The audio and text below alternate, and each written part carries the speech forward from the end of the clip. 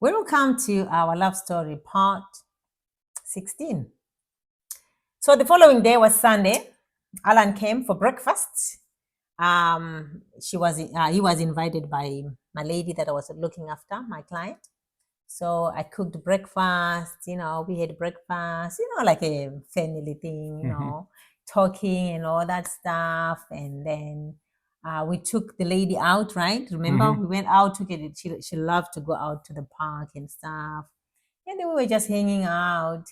Then you left like in the evening, 4 o'clock, because you were 1.5 hours away, right? Yeah, it's a little journey. It's not that far compared to when you're driving here. Yeah, but the traffic and that is. Yeah, what M25. I had to go down the M25, and it was something Paddington.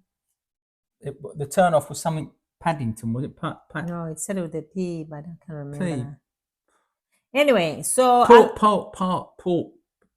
God, I wish I could remember what it was now. Something where you turned off. Yeah. Well, my husband is trying to figure out where. As soon as you say the name, I know. But it's gone now. It's been a long time. We're talking 20-something, almost 30 years. Port Pagnell. When it Port Pagnell. Port Pagnell.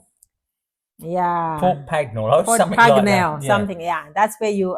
That was my junction to turn off. To turn off, right? When you're coming to us. And sometimes we would meet at the petrol station. Do you remember? Yeah. The first, as soon as you get to that roundabout, when you exit, there's a roundabout, and to the left, there's a petrol station. Yeah. I remember that, darling. How can I forget that? So anyway, got the name. Port Pagnell. I was gonna find it. I was gonna Google it. Yeah. So anyway, so that Sunday he left, and guys, I don't want to lie, I was in love. What were you feeling? What were you thinking as you were driving back to London? Mate. I'm in there. You know what I mean? I'm in there. You get a nice bit of bit of crackling. I was thinking there. So, and then the lady I was looking after really, really liked you. She was like, "This is the guy." You know what? She was like, even if it lasts for a year or 2 years, but you don't know that. This is your guy. He seemed to be very, very genuine, and he's into you. Mm-hmm. And so that was it. Then from there. But I remember you had the Uno, didn't you? You got that from auction. Yeah, that's what I said. I said, yeah. And I don't know, I actually managed. Well, she had a friend, thank God, because my friend, I knew friends who went to the auction, and they used to buy what we call bummers. A bummer is a car that's been stripped to sell another car, and they'd spend a fortune. Because I used to do up cars, then put new engines in. I used to do a lot of work on cars, welding, all that sort of thing. That was my sidekick. And so friends of mine would buy a car for next to nothing, bring it to me. I would pair it all up for them. Mister, I can fix anything. And just charge them for the pieces and the bits. Anything like to buy, I charged them. Welding rods, anything like to buy. But I wouldn't charge them for my labour, because we would go out for a drink. We were friends. Like, I don't charge friends, that sort of thing. So she had this car, this Uno, and she used to blare away the stereo. And the stereo it sounded absolutely rubbish. It was, do you remember? Mm-hmm. It was terrible. And I looked at the stereo and I thought, but this is a good stereo.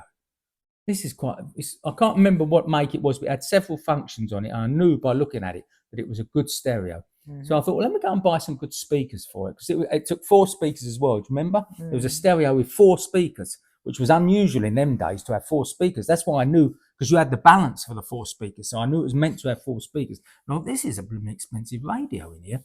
So I bought the speakers to go with it. Do you remember the sound? How different it was? Oh, yeah. Oh, my God. Little did I know that I have Mr. Fix anything. Not only was it 4 times louder than you can believe, it was crystal clear. The speakers really I bought. What I got. So did you fix my car while I was still in Milton Keynes, right? Yes, because remember I was outside and that kid came out to help. There was a bit of controversy there, wasn't there? Because the parents of the kid didn't like it, did they? And he wanted to help and wash the car. So I said, "Will you wash the wheels?" Because he was a bit rough. And I said, "You wash the wheels, mate." And the parents were a bit funny about it, like, And he was just helping, like kids, they come up. And the next door neighbour as well, like, I thought it was very strange, but I got that stereo. Yeah. Pucker, man. What a difference that made. That was a huge difference. And I started enjoying driving my car, like blaring the stereo away. But you used to blare it away, but it sounded so horrible because half the cones were busted on the speakers.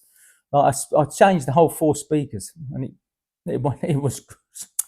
Anyway, we are coming back with part. Yeah, and one other 17. thing I want to say about the car is, which I liked about the car, somebody had put an engine in there that had been balanced. And when I talk about balanced engine, it means it revs over 8,000 RPM, because it was revving up to about, because I put a rev counter in there. Do you remember? No, I don't. Yeah, I put a rev